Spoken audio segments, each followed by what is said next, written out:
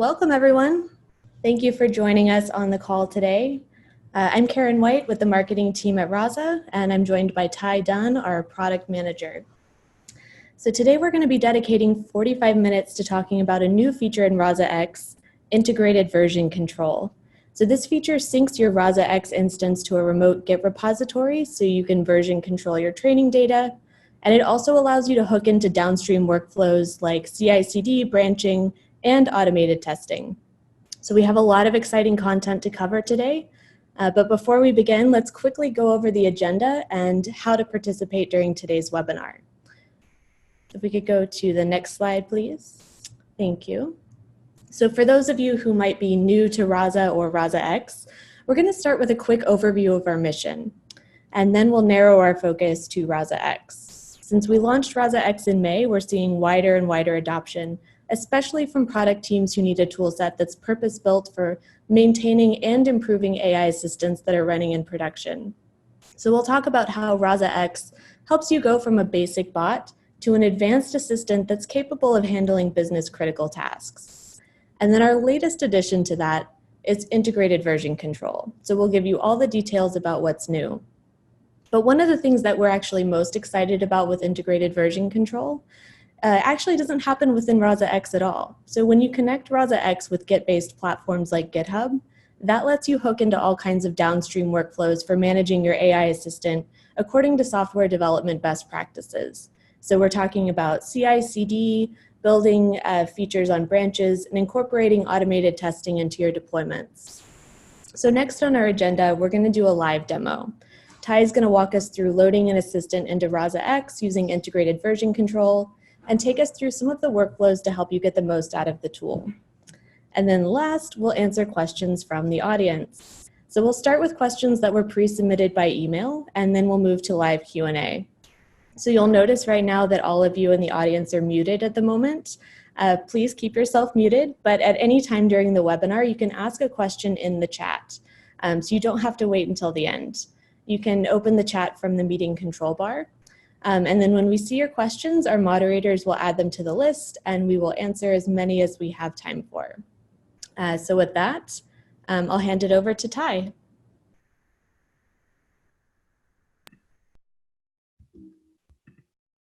Thanks, Karen.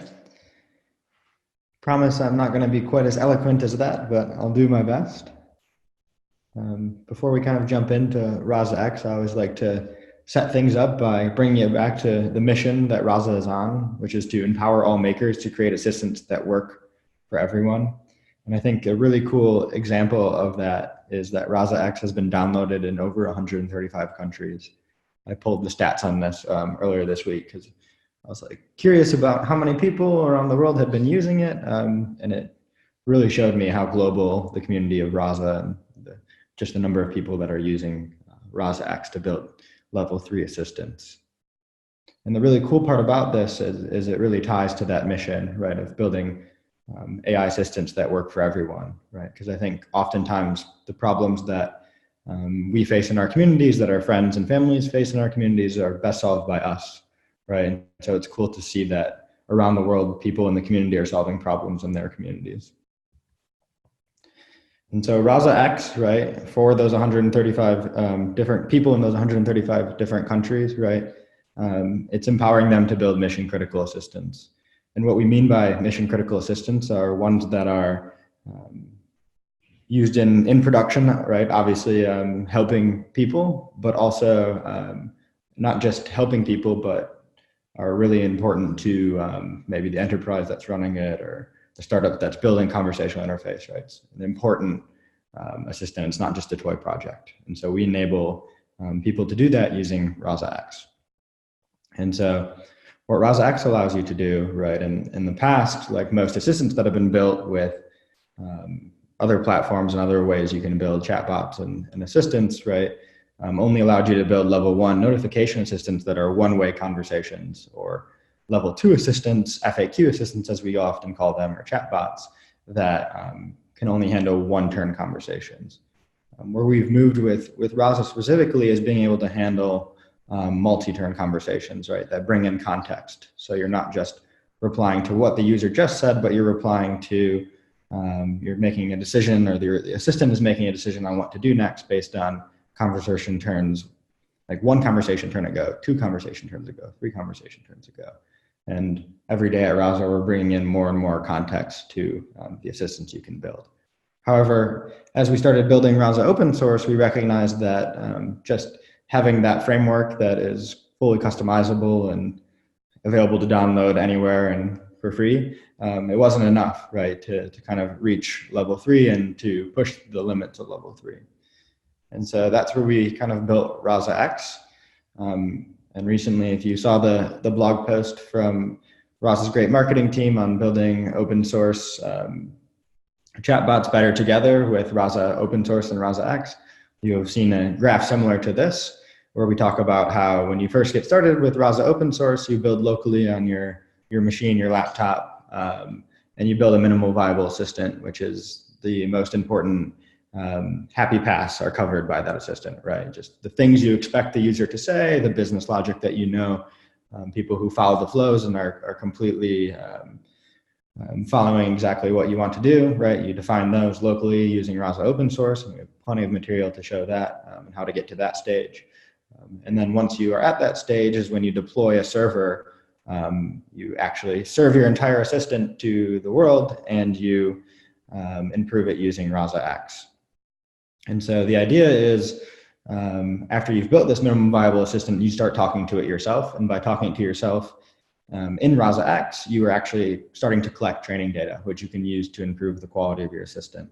And once it gets good enough, you gain confidence, are willing to share it with test users, right? And so Rasa X has this really cool feature that we'll show where you actually can quickly have a link accessible by anyone on the internet that you want to share it with, who can start talking to your assistant.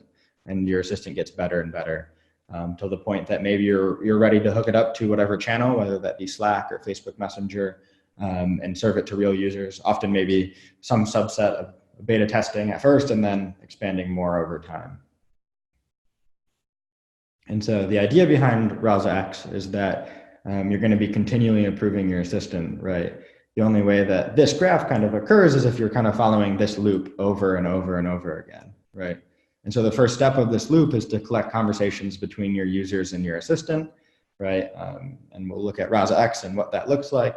And once you've done that, you review your conversations and improve your assistant based on what you learn. Sometimes that's taking messages that come in and adding them to your NLU training data and using it to improve your performance of your NLU intent classification. And then sometimes it's actually looking through patterns of things going wrong in conversations, perhaps, and improving your stories to make your assistant be able to handle more and more unhappy paths. And in order to do that in kind of in a scalable and repeatable fashion, we've introduced with integrated version control this idea of using continuous integration, continuous deployment, as you would in other software engineering in the world of conversational AI, specifically making it super easy to kind of complete this loop in a scalable, repeatable way, make an update quickly, maybe multiple updates per day, and share your assistant, and have it improve, right, kind of in this fashion.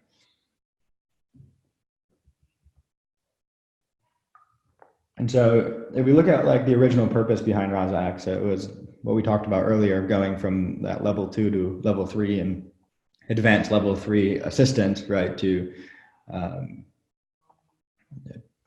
build something that is able to be that mission critical assistant we talked about, right? And so as we reflected on like what it's going to take to get there, right, for teams to get there, we kind of identified 3 really important things.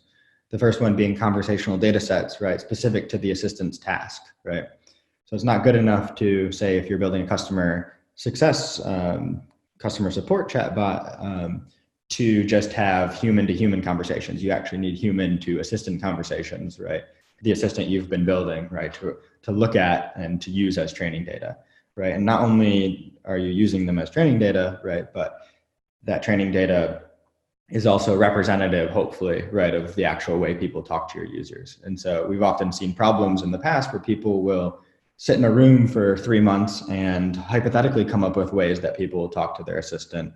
And then when they go to launch their assistant, it completely fails because users talk to it in a way that they didn't expect, right, or attempt to do things with it that they didn't expect. And so that's why we really want people to go after like conversational data sets that are representative of the problem they're trying to tackle. And it kind of makes sense because if you think of what a model is, right, is it's trying to model reality. And so the closer your data set is to reality, the better it will be able to model. And then in addition to that, we think you have to have powerful tools for reviewing past conversations, right? So what we were talking about a bit with conversational data sets is once you have that data set, you can't just dump it in and it just gets better. You actually have to have some manual human work, right? At least as of right now. In the future, maybe we can get to like a self-learning assistant, but today it takes a lot of human work, annotating data, reviewing conversations, right? And so both of these kind of two pieces, number one and number two, have been in Rasa X that launched in May. But the one that we've added recently at the end of 2019 is this integrated version control feature, which we're talking about, which kind of completes the three things we really believe you need, right? Which is integrating with existing development workflows. So a lot of the most advanced teams that are building this advanced AI assistants, right, are using the continuous integration, continuous deployment pipelines. They're versioning their assistant, they're testing, right? They're doing test-driven development. And so by allowing Rasa X to easily and smoothly work with those workflows, and now is able to do the three things that we think are very important for teams building AI assistants, right? And specifically those level 3 mission critical assistants. And so the new feature, like what is it? And what is this integrated version control that Karen mentioned and I keep talking about? Well, it's been an experimental feature in Rasa X as of 0.23.0. At this point, I would probably say it's more like an early access feature. The name in Rasa X is still experimental. Pretty quick here, we're going to be moving it out of that hidden tab, which we'll look at later in this presentation, and making it just completely always there whenever you deploy a Rasa X server. And so what it does is it allows you to create a two-way sync between a remote Git repository and Rasa X. So if you make changes in Rasa X, you can easily get them to that remote Git repository. And then if you make changes to that remote Git repository, they're auto-loaded into Rasa X. And so what this allows you to do is version your training data, right? And push changes in Rasa X to a branch, right? And do branch-based development using kind of the Git workflows that you probably know from building maybe a mobile app or building a website, right? And so the extension of that is because it's built on top of Git, those downstream workflows of automated testing and automated deployments are now possible, right? Kind of awesome extra thing that comes along. And then with that is the ability to set up these scalable software engineering practices. And so we'll take a quick look at this about how to deploy Rasa X and generate an SSH key, add it to GitHub, and connect it with Rasa X in order to set up integrated version control. However, we won't go too deep into it. There's a great, I think it's episode 9 of Masterclass from Yusta that covers this much better than I would ever be able to. But at a high level, this is how you kind of set up integrated version control, right? You have a Rasa X server, and then on your local machine, you generate a private key that I guess you take the public key and you to put it into your deploy keys on GitHub or any code hosting platform you have. If you use Bitbucket or GitLab, right, those also work and those are also supported. But then once you do that, you send a post request, most likely, to the Rasa X server, letting it know that here's the GitHub repo I want to use, and that's how you connect it. We'll do a quick overview of that. And so once you do that, right, you've enabled testing, version control, and continuous integration, continuous deployment, right? And so kind of the high level thesis that we've been kind of thinking about and some people in the community have been thinking about is how important software engineering best practices are, even though an application uses machine learning, right? So Arthur, superhero of Rasa, right, talks about once you actually get that complex mission critical assistant, it's really, really hard, right, to keep it managed, right? And so in order to manage it, you need software engineering practices that are scalable and repeatable. And then Florian is part of the BotTM team, which is building the Selenium for bot testing. Would love to hear that this feature was included in Rasa X and created this awesome blog post about how to integrate the two. And then lastly, Alan, our co-founder and CTO, had a recent tweet storm. I don't know if he calls it tweet storm, but recently tweeted about it, this new feature, and his kind of thesis around how writing tests and using branches and using CI/CD is something that we should be doing but haven't been doing in the world of conversational AI. And it got quite a bit of traction on Twitter.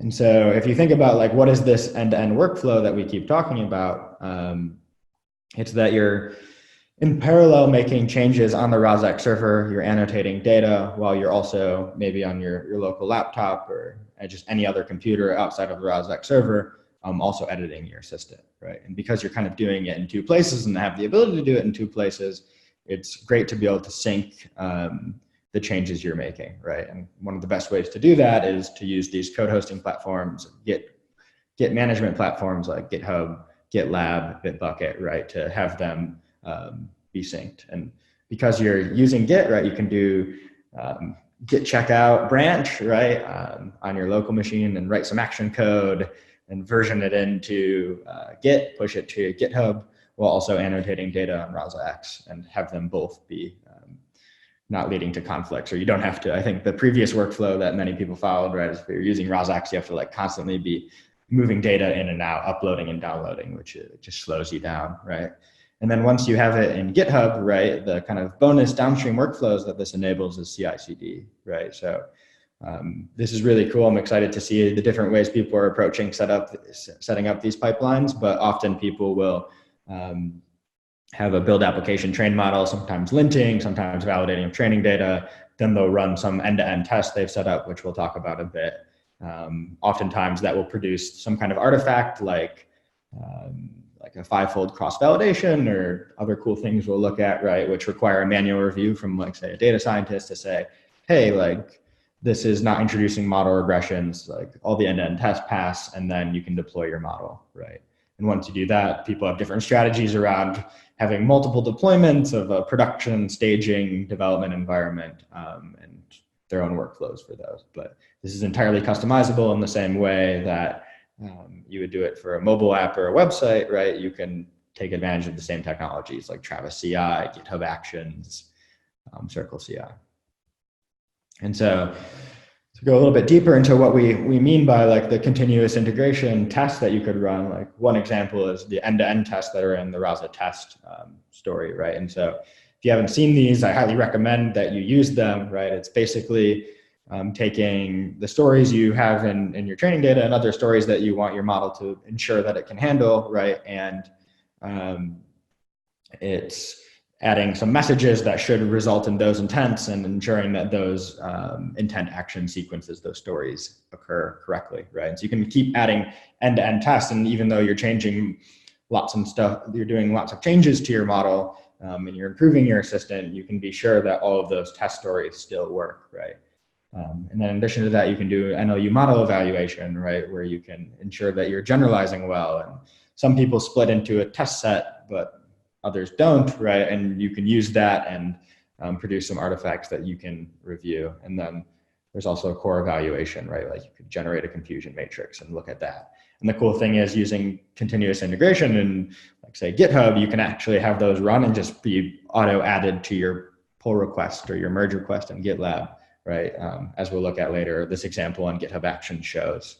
And it's a really easy workflow for someone to kind of another engineer, another data scientist, someone else on the team to come and review.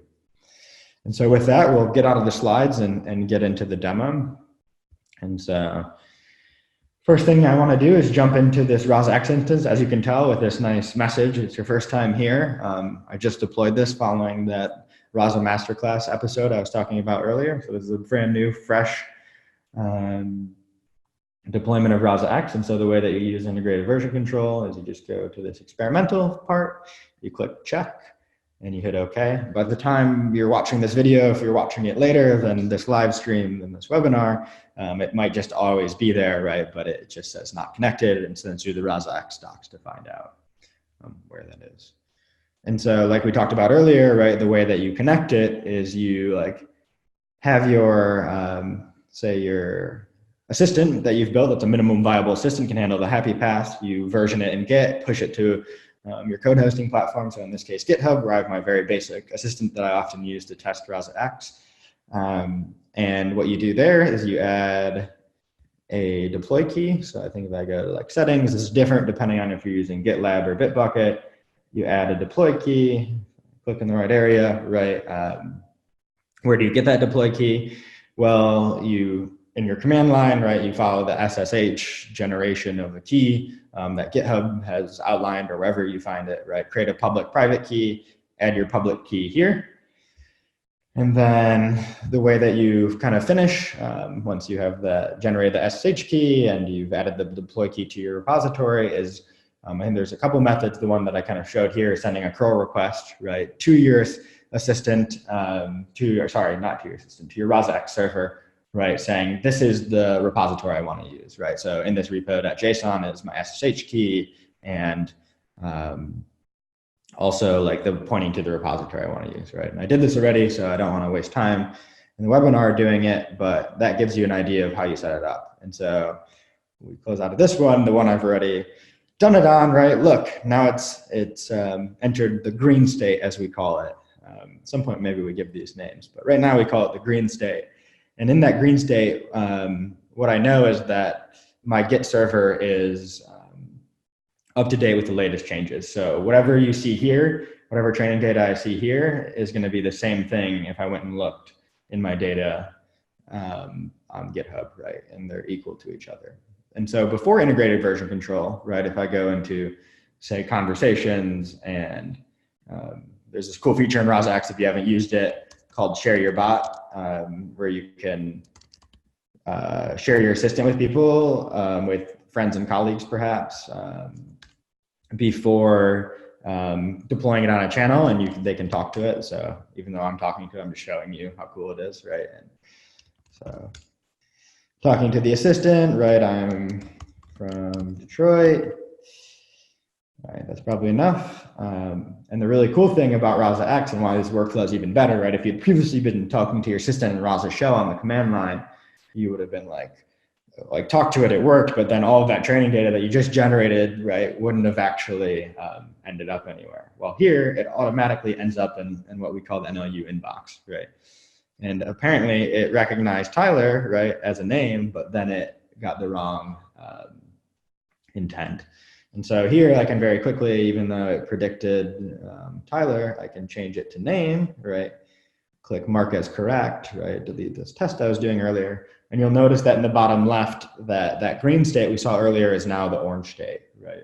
And what that indicates is that you have changes on your Rasa X instance that aren't reflected in the Git repo. And so even though it is a two-way sync, it isn't always an automatic two-way sync, right? If you are up to date in that green state with your Git repo, then it will automatically continue to pull any updates you make there.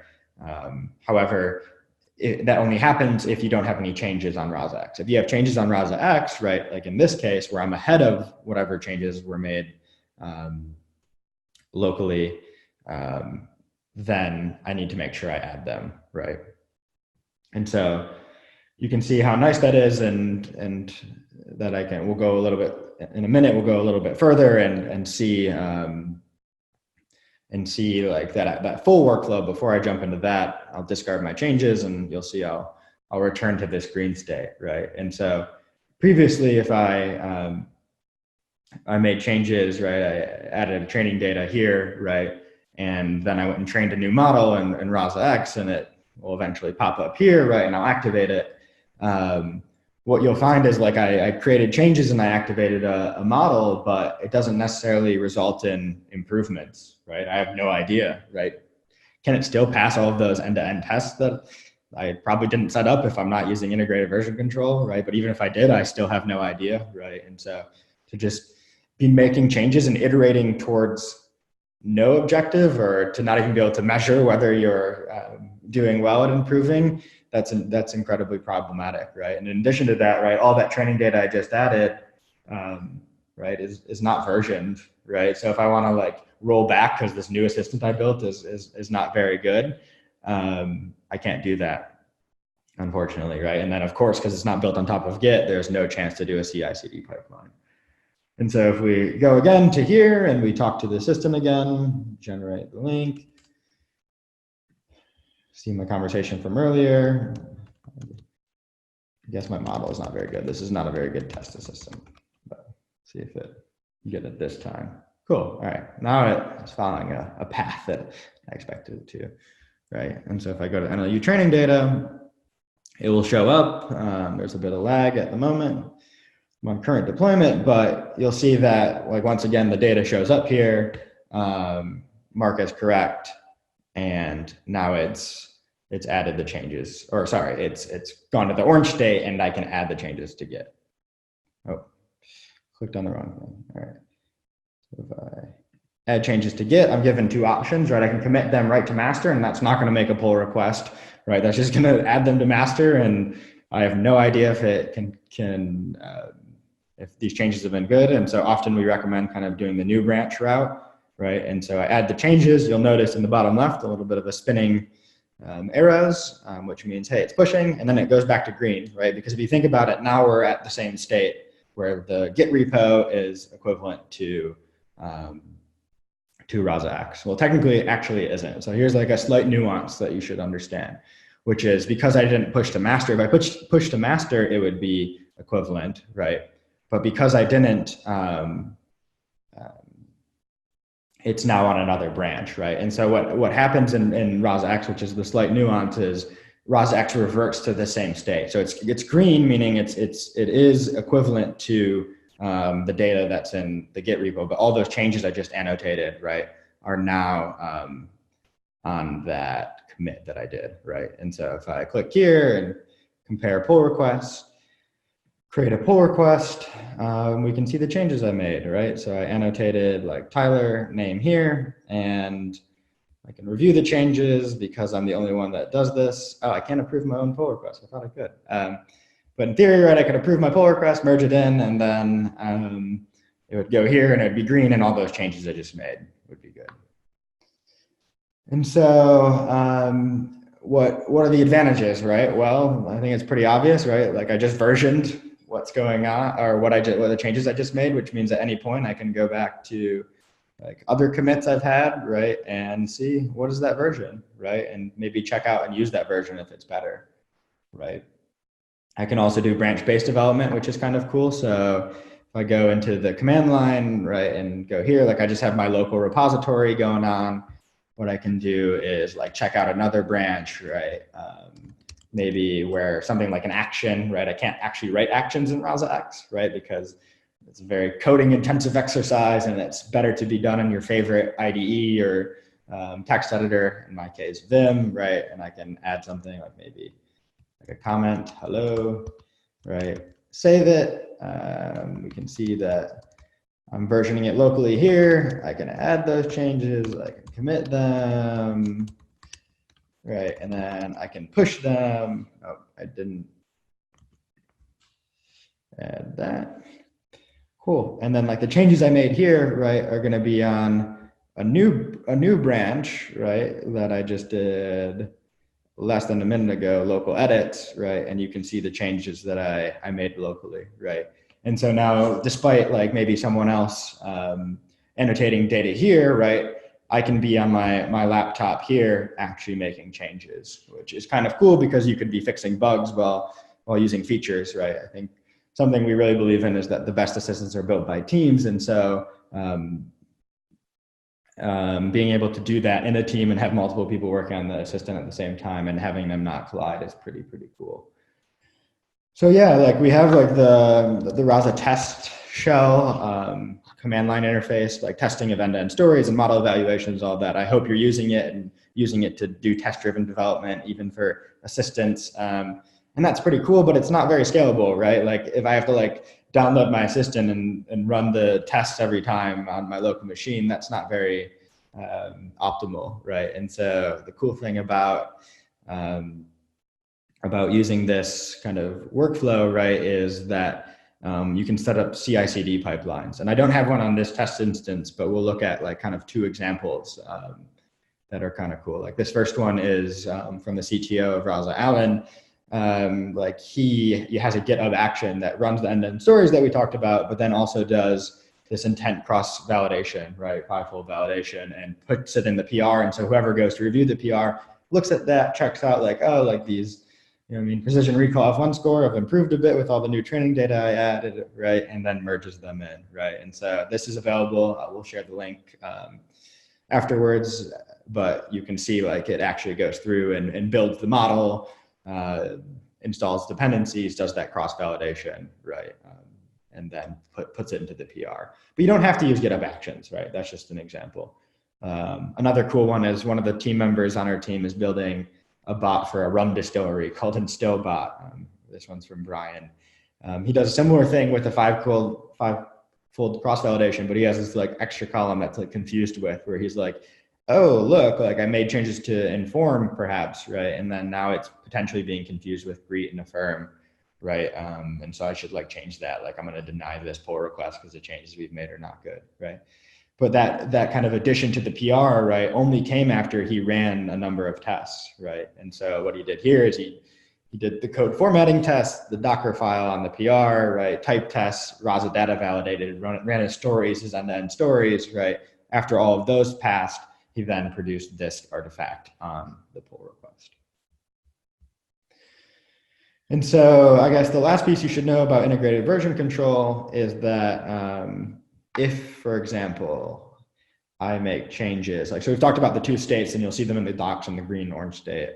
They explain them better than I'll be able to, right? But if I make changes, say, let's go like talk to your bot. So usually if you're going to talk to the bot yourself, you can just go to this talk to your bot tab, and we'll say, hey, Romeo, right? If I go to annually training, like, oh, perfect, it's here. It's not greet. I don't know why I keep saying greet. Maybe this is the wrong test bot maybe my test bot is just really bad. Anyways, like if I make changes here, right, we get to the orange state, which we've talked about, right?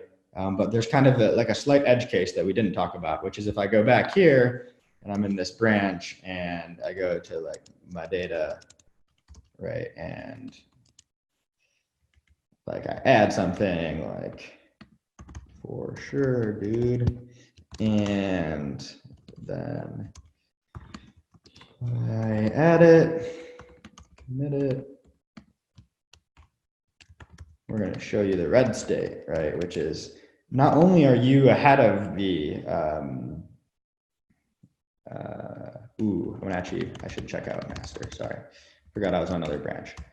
So if I go to status, okay, now I'm on the right branch. Okay, so if I do it in, just because it'll be a little bit more straightforward, if I do it on the master branch and add my for sure dude again, right, sorry, live coding. That's why I became a product manager, so I don't have to do this. Get status, add, get commit, red state. Okay, now we're doing what I want, okay. Now I just push, right? And because I'm on master branch, I actually updated master, right? And so the master that's on, that is, where is the right tab? Completely, okay, yeah, the master that's right here, right, on Rasa X, this master branch is now ahead of changes that I have on my Rasa X server, but also on my Rasa X server, I've made changes, right? Which is when you enter the red state, right? And what the red state says is, you know how last time we could commit to master, like now you can't commit to master because when you have like potential conflicts, like what we'd probably see here in that one training data file, right? We don't want to have like handle those merge conflicts for you, right? And so rather than handling the merge conflicts for you, we only allow you to add a new branch, right? Which means when you go back here, right, and you've added it, now you're adding that to a different branch, and then it will be up to you to take all the like commits you have, make pull requests for them, and then merge them all back together. But I guess with that, I think I will move to the Q&A. Jump in. Okay, so if I push my changes from local files to my GitHub repo, do they automatically get pulled into Rasa X?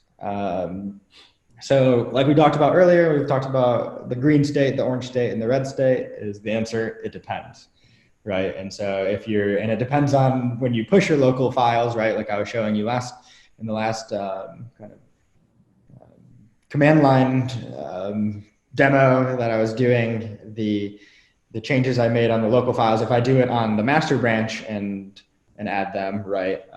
And I've made no changes on Rasa X, then we're in the green state and it pulls those changes that have been made to the GitHub repo, right, automatically into Rasa X. However, if I've made changes on Rasa X, on the Rasa X server, those changes might not be pulled in, or they won't be pulled in, right? what I need to do is I need to actually get those changes off of the Rasa X server, right? And then once I get those changes off the Rasa X server, it will pull the latest updates, and I'll have that pull request, or if you're using GitLab merge request, that I merge in. Can different Rasa X users push changes to their own branches? So this depends on whether you're using the using Rasa X, or if you're using Rasa X as part of the Rasa Enterprise edition, right? And so if you've used Rasa X at all, you recognize that there's only one password. There isn't this concept of different users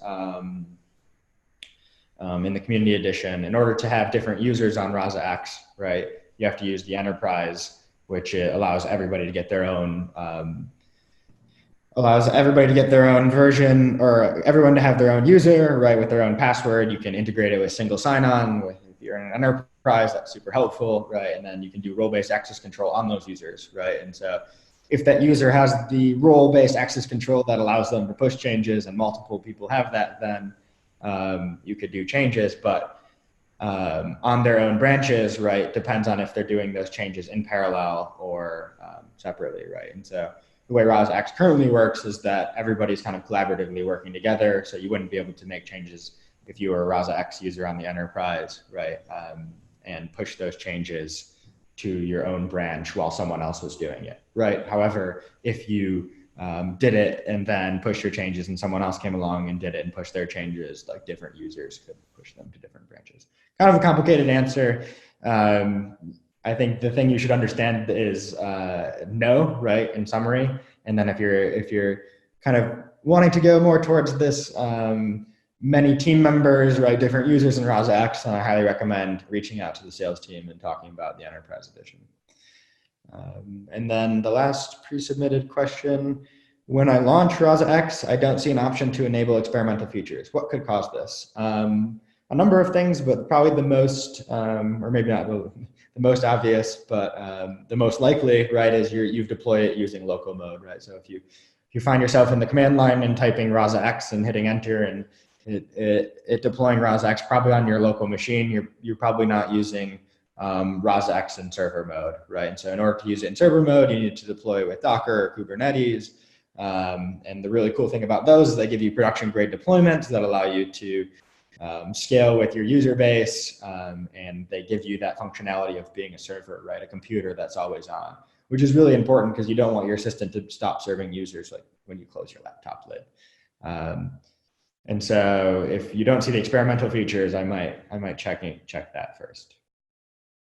Otherwise, like maybe the video, like maybe you're watching this video later if you're not in the live stream right now and it's no longer an experimental feature, right? So therefore it would just always be in your Rasa X server interface.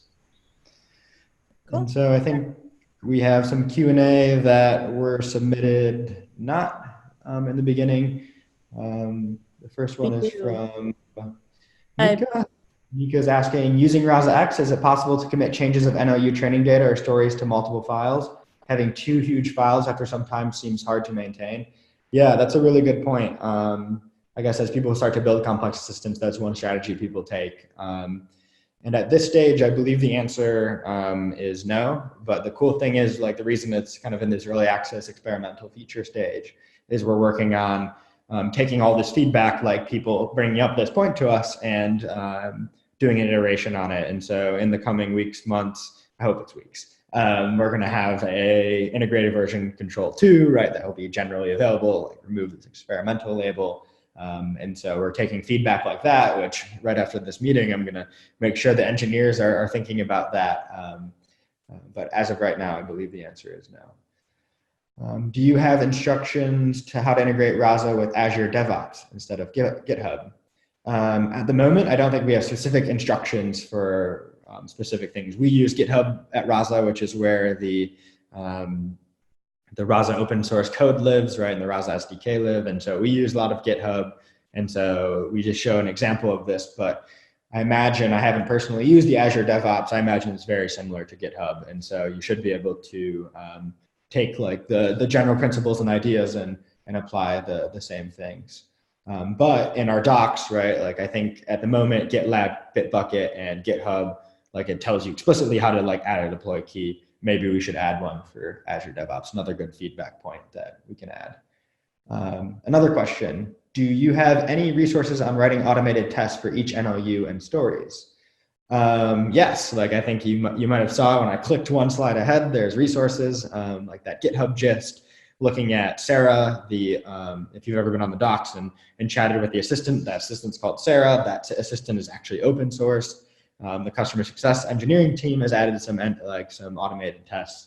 That in Stillbot I was showing with the Rum Distillery Google Assistant bot is open source on Brian's. I don't know if it's open source actually. I don't know the license, but it's currently public at least on his GitHub repo. And so those are some examples, but we're kind of thinking about how can we collect more and more examples, right? How can we showcase what the community is doing to other people to give inspiration and ideas?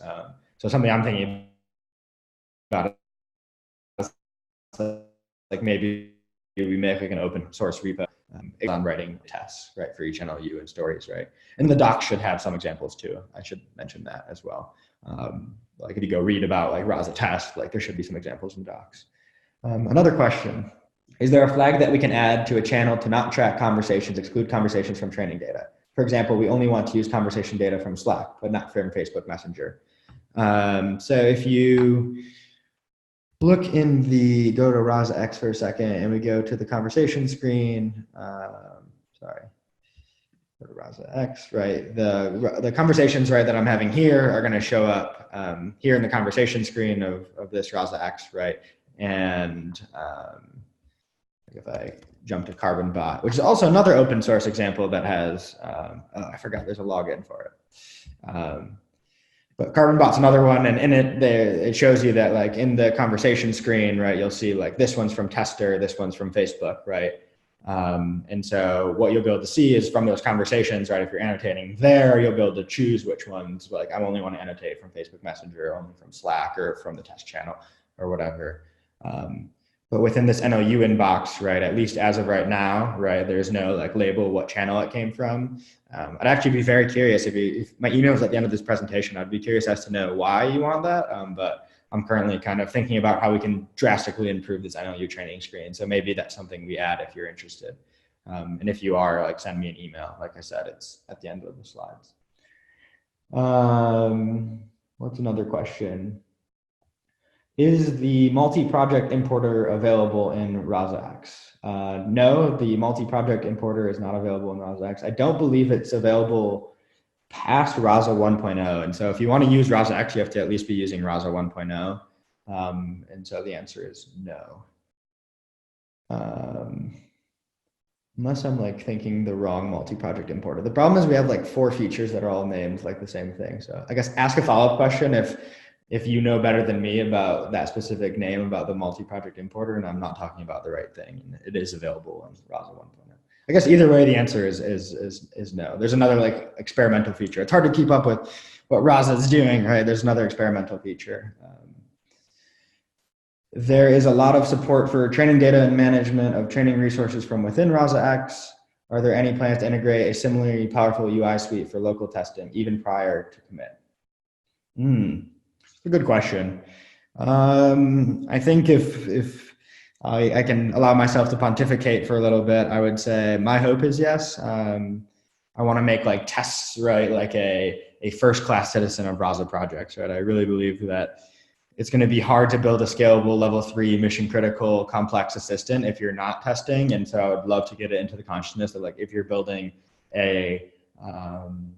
an assistant with Rasa, like you should be building and using like test-driven development, or at the very least using test cases, right? And I think it does make sense, right? Like the ability to maybe manage those tests in Rasa X. I'd have to think through those workflows more, but kind of a cool feature, sneak peek that will be coming out shortly is you're going to be able to copy end-to-end stories outside of Rasa X. So currently, if you look in the conversation screen, you can see that like the story from a real conversation. You'll be able to like just hit another kind of tab and it will show you that story, but in end-to-end format. And you can just hit copy out of and then add it to your CI pipeline as an end-to-end story example. So that isn't quite probably where you want us to go, but it's a step in that direction.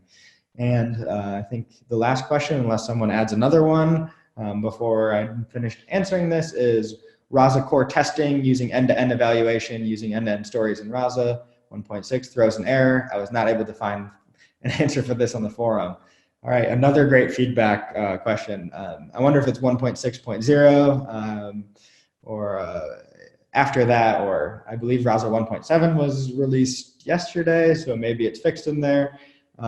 If it's not fixed and you've kind of, I guess if you're still hitting this error and it's not fixed in the latest version, highly recommend going on our GitHub, going into the issues, right? Submitting an issue, just because maybe the team's not aware of it. And then you can, my GitHub handle is just @Tydunn, TYDUNN. So if for some reason you don't get an answer on it, just tag me in it. And I commit to making sure that it doesn't throw an error, because it shouldn't. Cool. I guess with that, that's all the Q&A that has been added as far as I'm aware. And so the last thing that we wanted to talk about, that we wanted to mention before I let Karen take over again, is that we have these awesome resources, that these slides that will be shared with you, right? Episode 9, 10 of the masterclass, help with installing Rasa X, setting up integrated version control, common workflows with Rasa open source and Rasa X. Like, I think it's super helpful. Like if you thought like the things I were saying were like too high level when I said it in one sentence, Yusta does a great job of going into detail about the things that I compressed into one question. And then plenty of links for further reading. So I've been told that the slides will be available to you, so you can like click on these links. But you might have noticed earlier that if you go to like github.com/rasahq/test-bot, the repo that I was using earlier, actually like put some of these in that pull request that gave example GitHub actions. And so if the slides aren't shared fast enough to you, you can go and look at those right away. And with that, as always, if you have questions, ask on the forum, and get in touch. My email is there. I'm the product manager at Rasa, constantly thinking about how to build better conversational interfaces, constantly looking for people to talk to. So if you're willing to chat and give feedback, and especially about integrated version control, we're making updates about it, like send me an email, and I'd be happy to hop on a Zoom call with you, or just if you want to just write it, you can write it, and I'll make sure that the engineers are aware of all the feedback you have on integrated version control, and we'll make sure to take that into consideration as we build this second iteration of it. Awesome. Thanks, Ty. And also thanks to everyone that joined us on the call today. And thank you to everyone in the community who's already enabled integrated version control and given us their feedback.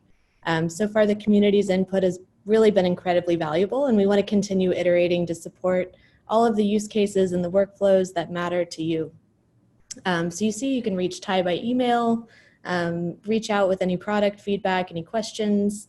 Otherwise, we'll see you in the forum. So thanks, everyone. Have a great rest of your day.